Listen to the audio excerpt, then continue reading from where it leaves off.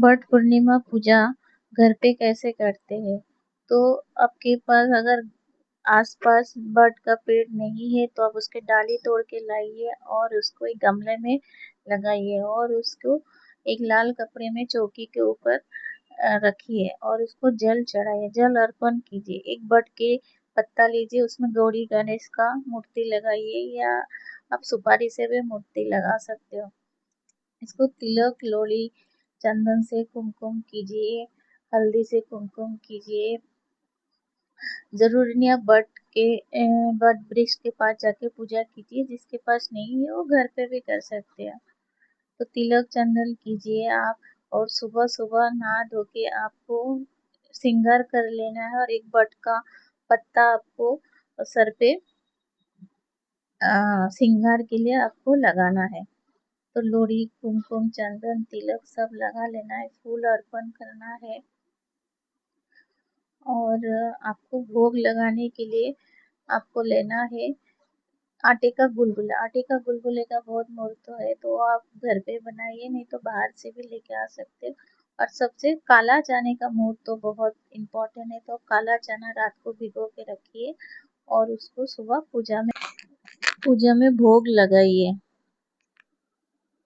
सबसे पहले आपको जल से स्नान कराना है, फिर प्रसाद अर्पण करना है, जो काले चने भिगो के रखे थे उसको। फिर उसके बाद आप वट के चारों तरफ 7, 11 आप जैसा चाहिए उसको परिक्रमा कीजिए, फिर आरती कीजिए।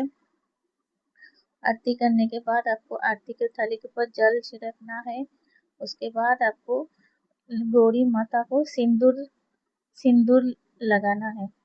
तो आप 3 बार, 7 बार, जितना बार आप लगाएंगे उतना बार आप लगा सकते हो। इस दिन गौरी माता से सुहाग लेनी होती है, तो आप जितना बार गौरी माता को सिंदूर चढ़ाएंगे उतना बार आपको गौरी माता से सुहाग लेना है।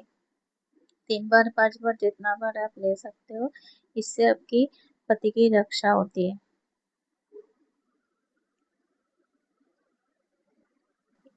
नमस्कार कर लीजिए, फिर आपको आपके पति की भी पूजा करनी होती है। तो सबसे पहले आपको पति के पैर धुलिए, उसको अच्छे से क्लीन कीजिए, फिर तिलक चंदन लोरी कीजिए, फिर उसकी आरती कीजिए।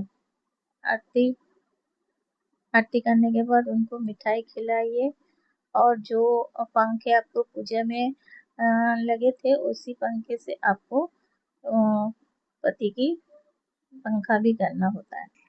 पति से आशीर्वाद ले लेना होता है।